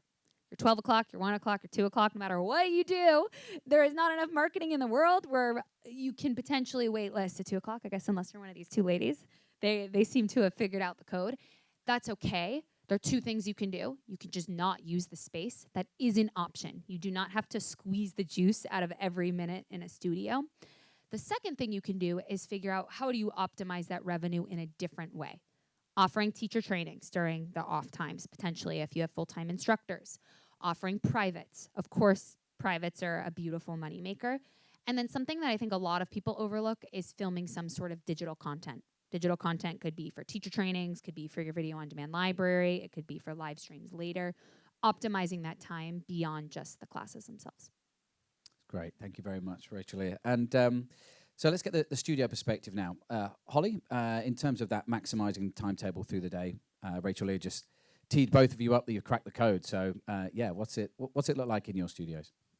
I think optimizing timetables, we have grown so fast because the demand is there. We simply just cannot keep up with demand, which is a great position to be in. But then it causes other problems where you do have clients on memberships who can't book in, and then they're like, okay, what do we do? So when we've looked at kind of our model, I'm based in the Midlands, and most of our studios are in the Midlands, with kind of like an hour's drive between the furthest one. So in Nottingham, where we opened our first studio, we have 2 studios, and we've enabled our memberships or our clients to be able to go to every single different studio. You can only have one class at 5:30, 6:30 at night. How do you optimize that? You can't do anything more. Obviously, you've got your morning classes. Private classes are great because you build that relationship, and it's obviously going back to referrals, and then you can work with different businesses, osteos, physios, NHS, and get the referrals that way. But that's not really going to make you the money. How much do clients pay for one private session? How much do you pay your instructor? I mean, it's great to kind of fill that time. So it's then looking outside the box. Corporates, big corporates have a huge market to look after the welfare of their employees. Postnatal, mums are off work. Mums want to feel like them, right? Open up the door, say bring the babies in and work out at the same time. So I think if you're providing something that people want, you're not really, in the market that we're in right now, going to have too much of a problem filling those spaces. Thank you very much. It's good to hear in the Midlands as well. I'm from the Midlands originally as well. It's budging there, see there's life outside of London. Tell us what it's like in Essex, though. Aimee? So Essex is really busy. So the demand is there. There is a lot of people that live in Essex, and there is also a lot of studios opening in Essex too. So I feel like we're really diverse, and we do let everyone through our door, where I know there is some studios out there that maybe have like a different look on things. They maybe are targeted towards more of like the younger person, the fitter person, whereas we let anyone through our doors. We optimize our space for private group sessions even. We do like birthday parties as well if they want to bring a cake with them and stuff like that. Like, we allow anything that comes our way within reason. But if anyone asks me a question and it's doable, then absolutely. I had an instructor call me yesterday asking if we could put on teacher training and a workshop, and I said absolutely, why would we not do that? And I rely on the instructors for their opinions too. So where I'm not an instructor myself, I love it from a business point of view, but I know they're the pros. So we have a really great relationship, all of us. We're putting on mum and baby classes. I mean, selfishly, that's for myself as well. But we're doing things outside the box that typically other studios aren't doing. We're doing Pilates in the park coming up. We've done a Barry's class together. Like, it doesn't just have to be Reformer Pilates as well. It can be like a community, and that's what I've built. And I'm very present in the studio, and I think that's why people return as well. But yeah, we have classes on a Sunday, for example. We have classes from 7 a.m. finish 8 o'clock at night, back to back every hour. And originally, when I was looking at Sundays at other studios, their timetable, they had no classes. And I thought that would be a really good time for people to go to a class if they've got kids, or typically, what are you doing on Sunday evening? So we started putting those on. They got really booked up. And like you said about the shoulder, we added more and more, and then they just got busier and busier. And now it's a permanent feature that we have on the timetable. Yeah. So I think trying things is really good, but you don't want to try too many things at once and then take them away. People are creatures of habit. So if they have access to that class, they typically want to go to that class every single week. So yeah, I think it's about trying things out. If they work, then let them stick. For example, we had the baby classes on last year. I didn't think my marketing was great on it, so it didn't take off in a way that I hoped it would. And now we brought them back again, and they're really busy again. So you can always then retry things as well. It doesn't mean that you can't try them again in the future. Yeah, it's a good point. And so flexibility, accessibility, some great themes here. And you kind of touched on something there which I want to shift to now. You mentioned around kind of marketing and kind of thinking now around the online community, right? We just had a chat from Sam before around the digital real estate, but this is thinking more about creating that sense of online community that mirrors the kind of in-studio community.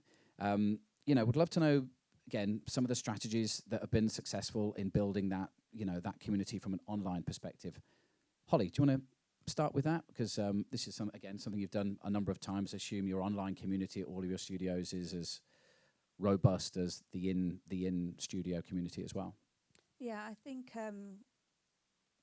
online is, it's going to generate your sales. You need to think about the content that you're putting out, making sure that it's relevant, make sure that you're not hard selling. You want people to come along on that journey with you. I spend a lot of time in the car going from studio to studio, so I'm listening to a lot of podcasts, a lot of founder podcasts, and they're connecting with me because I'm on that journey with them. And so I think you need to sell that story. You're building that community, and people are coming along with you because they believe in you, your product, and your brand. Influencers are fantastic, but I think you really need to focus on kind of micro influencers, those influencers who are going to target your market. Boost the posts and get money behind it, but then it's also testimonials on Google, on the booking platform you might use. How do you go about that? And make sure that you're authentic as well. Obviously, there's so many studios popping up. We've been here for quite a long time now. The Reformer Studio, I think we're almost, maybe even today, we might hit 20,000 followers on Instagram. That's all organic. You know, if I look at new studios popping up and they've got 10,000 followers already, you've bought your audience. You're not going to capture your audience through that. So just be true to yourself. If you've got one studio and 500 followers, and every single one of those are coming to your studio, like, you've nailed it. It's not about the amount of people. Yeah, interaction is fantastic. If you want to grow, fantastic. But it's not all about who you've had in the studio, because you're attracting your market. That's great. Thank you, Holly. Wendy, that's something I know we've touched on before. Like, you need 400 unique users, right? And that's, you've got a business. Yeah, when you think about that, exactly. You know, it's that model of how many active users do I need? How often do they need to be coming? What's my split of membership to pay as you go? But I love what you're saying. It's better to have, isn't it better to have 500 highly engaged audience than 25,000 that are just shopping around everywhere? And I do think that authenticity is really important. I think at the same time, if you're getting kind of social media people like that are being referred and reshared, you're going to have that problem where people can't actually come to your class anyway. Yeah. They're going to go to your competitor down the road. Yeah. Thank you. People anything buy else people. on that, Wendy? People buy people, right? Yeah. It's a people business. So I think let's not forget that. And I think the authenticity is really important. Yeah. Rachel, Leo, anything from your perspective on this before I've got a different question to pose? Go. I can say like a sentence or two and then we can move on. Something I've seen studios do that's really creative is creating a space that people want to share. And that, and as cheeky as that sounds, like having that cute mirror that somebody's taking a selfie, or having that cute thing in the bathroom that somebody wants to take, people are sharing two things: their experience in the studio or their stats on classes. And so if you just make shareable content, it's free marketing for you. Awesome. Thank you very much.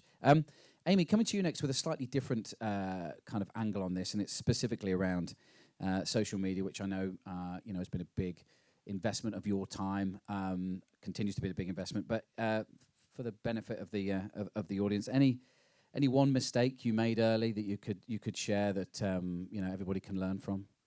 I wouldn't say it's a mistake I've made, but where I mentor other people now, I realise it's a mistake that they make. And it's just about being approachable to everybody. So, for example, on my social media, I upload so many different bits of information. So I think it's great being informative. Also, you need fun content as well. So I upload things like pre and postnatal, because people like myself, I wouldn't know if I can go to classes. So without having to ask the question, you've got a video of an instructor explaining what you can and can't do. And it's a little bit more inviting for someone. And then, for example, if they've got injuries, how to modify injuries. It's just thinking outside the box, different possibilities that can come up in the studio. And I also find actually the instructors talking to the camera is a really good point as well, because even though I'm a confident person, for example, I'd like to know who I'm going to be walking in to see, maybe what they look like, how they talk, and what to expect from their classes too. So things I do with my instructors is that they explain their teaching style, and then I upload it as a reel. It only has to be about 30 seconds long. It doesn't have to be long at all. But it's just getting to know that instructor before you've actually walked through the door as well is really good. But I upload all different things. Like I did charity work as well. I uploaded that to the Instagram, and it's just showing that we are real people too. It's not just a business. So yeah, just thinking outside the box and uploading. Get on Instagram. Thank you. Great. Well, look, moving on now, a really important topic, again, that we asked at the start of the year in the survey, but also we asked a few people ahead of this, was around growth, right? So, again, at the start of the year, nearly 40% of those that we surveyed were keen to open a second location, right? So it's the whole topic here is around, when is that right time?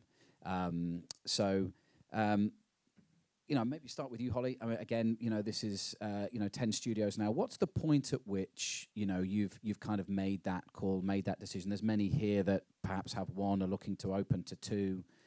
Can you share a little bit around what your kind of process looks like in terms of making the decision? Did you say you've got 3 leases ready to go as well? Okay. Well, growth is scary, right? Taking the leap to open your own business, you've got to have some balls to start with.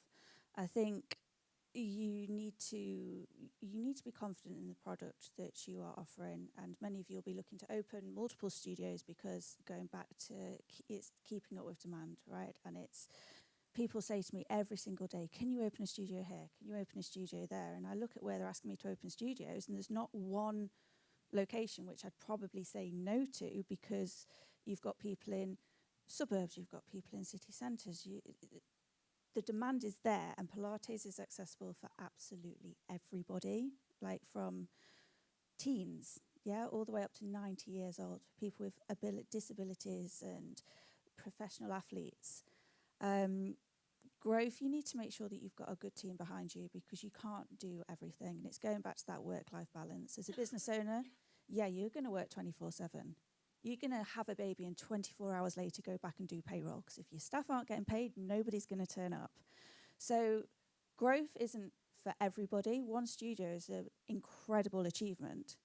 You get to 2 studios, and for me personally, from my experience, I'd say make sure it's a studio where maybe your instructors can teach in both, because then your instructors can do 3, 4, 5 classes back to back. You can look back to the previous panel and you can offer salaries, which is we've never been able to do this before, and we're creating careers, we're inspiring the next generation and saying, actually, this is a business. It's not just a hobby. It's not just going and teaching after a corporate job. Like, great, you can team it with a corporate job because that's your escape, but you can also make a career out of it. So I'd always say, go for the growth. Why not? And just make sure that you've got a good team behind you. Make sure you don't leave them behind. You're taking your team on a journey with you, and kind of look where your strengths and weaknesses are. It's taken me a long time to understand what I personally want to focus on and what, I do because I've got to do it, but it might not be a strength of mine. So employ people better than you. Thank you very much. Rachel, again, I mean, growth in your business, in the software business, is very different. But, do you see data, in terms of, the gyms, the studios, all of the different businesses where, could you pick it out? I mean, if you could get LLMs trained on the data that you see, then you can predict. I think what she said made so much sense. It's like, what do you want? What's your end game? Do you want 20 studios? Is that a life you are excited about?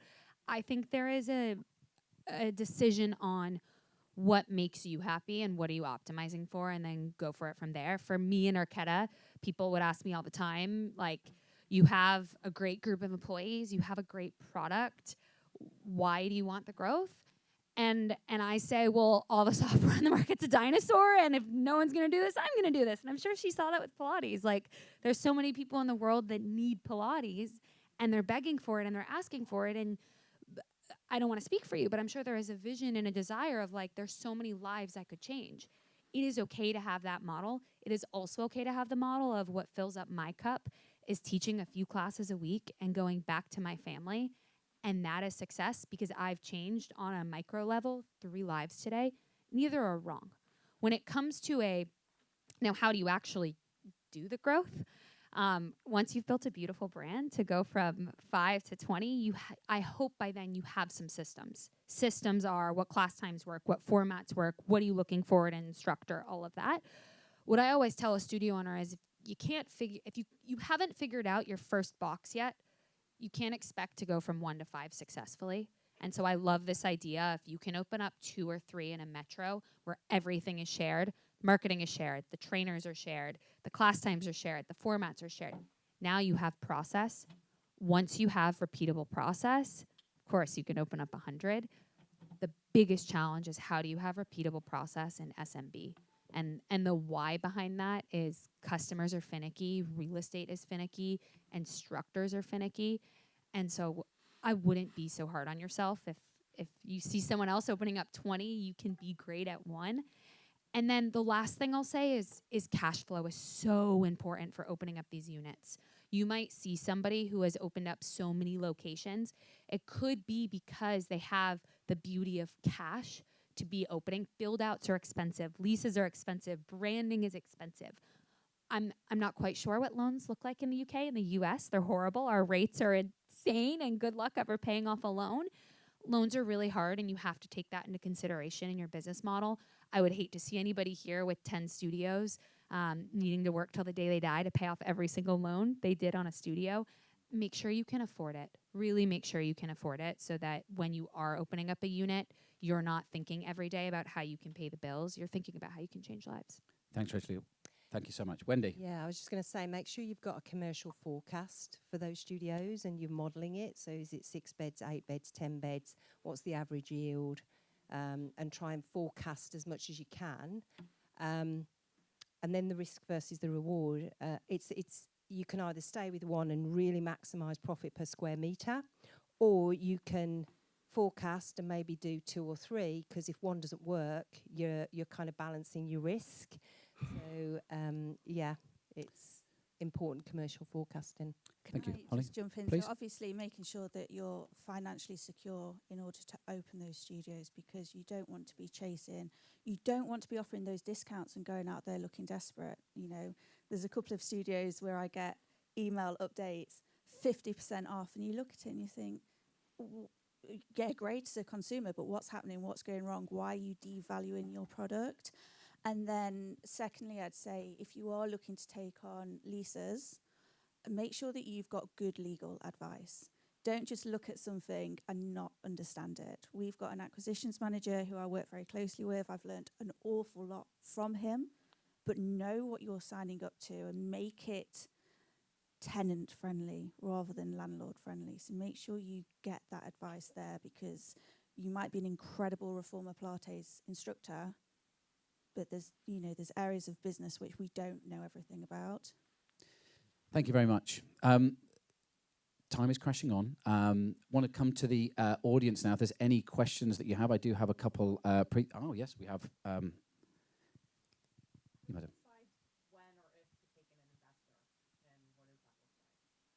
So for the purpose of the recording, the question was when you decide to take an investor, correct? Yeah, versus bootstrapping or self-funding. Great question. Who would like to take that? I can go. Yeah, go, Holly. So when I was looking to open my first studio, it was because I'd done a lot of traveling all over the world in my 20s. I kind of settled back and I was like, there is something missing. It's Pilates. Let's open a studio purely to meet my demand for that. Luckily, everybody else wanted it as well. So I was like, okay, well, I've got a little bit of cash. Do I look at crowdfunding? How do I get there? I've had businesses before, but they've never been bricks and mortar businesses. And as you know, reformer equipment is so expensive. So it's a lot of research. I was very fortunate in the sense of my best friend's husband, who's my business partner sat here today. He didn't really know anything about Reformer Pilates, but was looking to invest in the business. And I don't know if anybody has read the book Rocket Fuel. It's about the implementer and the visionaire. I'm very much the visionaire. Ben is the implementer. He does all the red tape stuff and the stuff that I'm not very good at.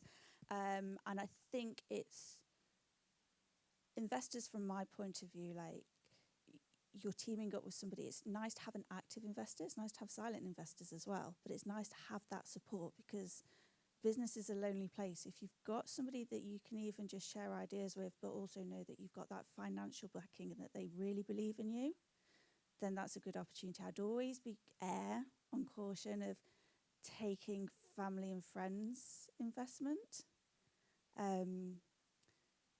And just making sure that you are, you want to be in a position where you can pay dividends. You want to be in a position where you can, make your shareholders happy. Thank you, Holly. Wendy? It's just about you. It's what, are you happy to give up an element of your baby? And situations change, don't they? At some points you do, then other points you don't. So I think it's just being really convinced that's what you want to do. And what does investment look like? Is it time? Is it money? Is it expertise? Be really clear about that. So yeah, because it's your baby ultimately, isn't it?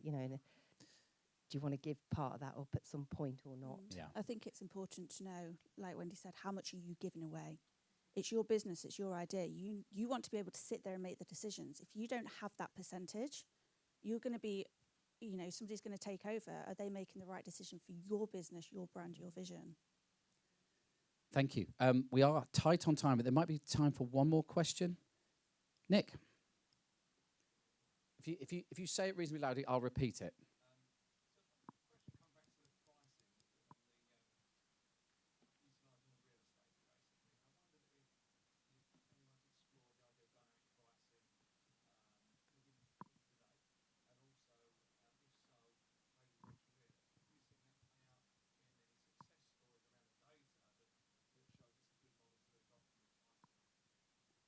Okay, so again, I'll just repeat because the recording. So the question is around intraday dynamic pricing. Have we seen anything that's been successful to indicate you can, utilize that as a strategy? There's an American acronym, and I promise I'm not calling you stupid. And it says KISS, K-I-S-S. It's keep it simple, and then I won't call you that, but you get the last one.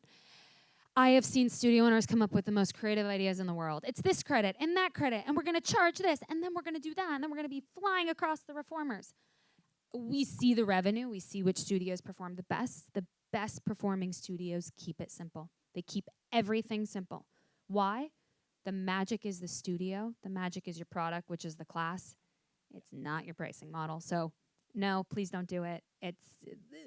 We don't have the time and energy. We're not tech companies at the end of the day. Arquetta has a privilege of having data engineers and AI engineers and tons of mistakes to be made. When you're running your first location with you and a business partner, how in the world are you going to set that up and figure it out? Yeah. I think there is something on the average yield and the occupancy, though, because if you can have top-level metrics that you look at weekly, then you'll very quickly get a good idea of, well, what's my occupancy for the next 2 weeks? What has my occupancy been for the last 4 weeks? And occupancy by instructor and yield is really important KPIs and active users. Yes, please track your metrics. I'm just saying don't have different prices for different classes. Yeah. Excellent. Thank you very much. Right, we are up to time. So, Aimee, I'm going to come to you first. Just one last piece of advice, insight, anything that you'd like to share with the group before we close it down. I would say protect yourself and be careful who you trust in business. Oh, there we go. That's deep. That is deep and applicable for all of us. Thank you very much. Thank you. Rachel Leah. I say learn as much as you can and then make your own decision. Everyone's going to have an idea on how you should run the business, but at the end of the day, you're the one running your business. Thank you very much. Holly. I'd say be authentic, know your brand, know your vision, and run with that. Be confident. You're going to have people open studios next door to you. You're going to have instructors leave and think they could be better than you, okay? But, it's difficult when that happens and, you get upset. But so long as you know that you're confident in your brand, what you're delivering, and that you're authentic, don't copy somebody else's brand. Don't copy their name, okay? Just be you, and then you'll succeed. Thank you, Holly. And Wendy, the final word for you. Believe in yourself and fail fast. There we go. All right, excellent. Ladies and gentlemen, can I ask you to put your hands together for our panelists? Thank you so much. Thank you, everybody.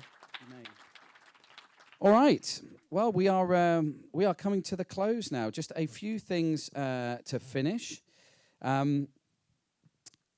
Thanks again to our panelists. I'll let you get back to your seats. Don't worry about the microphone. So, firstly, I hope you've enjoyed today's event.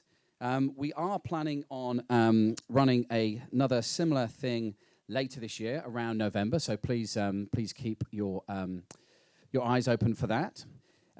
In the meantime, we will be running hosting a masterclass with Georgia, who you've heard from earlier today. That's titled The Art of Growing and Retaining a Reformer Pilates Business from Startup to Success. So if you're interested in that, please see me, Georgia, or Nathan afterwards. We'll be sending details.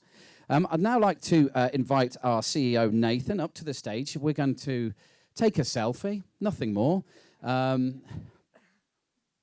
You knew this was coming, so yeah, I mean, you just had to get a phone, really.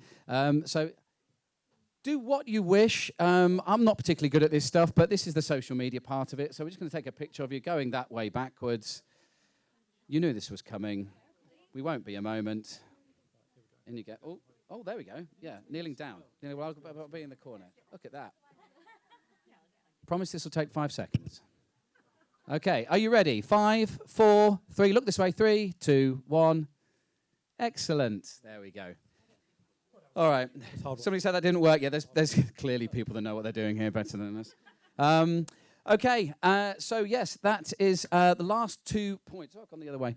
The last 2 points. And we did say today that the proceeds from the tickets go to charity. We weren't lying.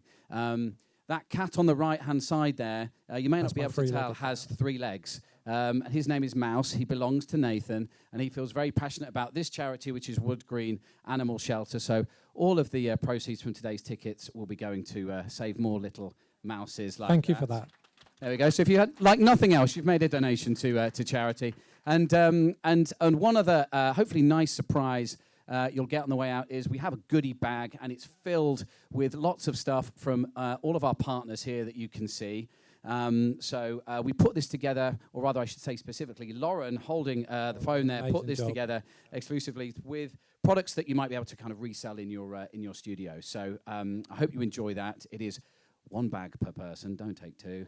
And we'll hand those to you on the way out. Okay, that is it, ladies and gentlemen. You've travelled here from many parts of the UK and across the pond. I hope you've enjoyed it. It's our first time doing it. We are open to kind of feedback of how we can improve because, as I say, we want to do this again sometime soon. Thank you so much. Safe travels. Cheerio for now.